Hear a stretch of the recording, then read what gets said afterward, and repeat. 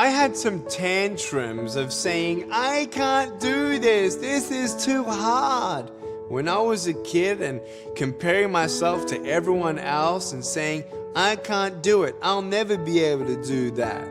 My parents always sat me down and said, look, Nick, yes, there are things that you can't do, but don't say I can't do it. Ask yourself, how can I do it? You know, there's ways around it. You can get from one side of the mountain to another, but you don't just have to walk over it. Maybe you can go underneath it or around it, or there's always ways in achieving the same goal. The way that I've achieved in my life doesn't always look the same for everyone else. But the key to that success was I believed in myself. If someone else could do something, then I could try and work out how. It starts with believing in yourself. Buy this car, you'll get girls. Buy this bra, you'll get guys. And we're seeing it so much that we start believing these lies, but the truth is, the makeup they're selling to make you feel prettier is the same makeup you buy to stop feeling shittier about this lie they keep telling you that you are not enough.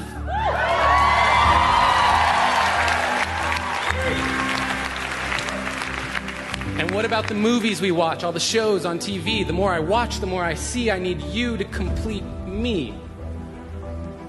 And yes, love is the answer, love is the key, but if you can't love yourself, how could you ever love me? And loving yourself, what does that even mean? Like massages and selfies and that sort of thing? Because the more I think about it, the more it feels weird. I've always been taught that self-love was something to be feared. I've been taught that arrogance is bad and vanity, it's not good, and even my bracelets are telling me to act how Jesus would, so what should I do? I learned very young From parents? from my parents, absolutely, that you don't try to build a wall.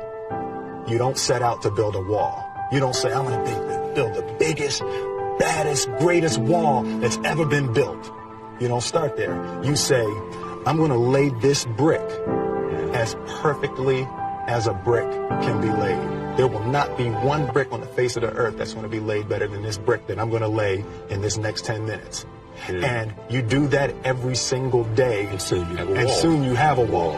And I think psychologically, the advantage that gives me over a lot of people that I have been in competition with in different situations is it's difficult to take the first step when you look how big the task is.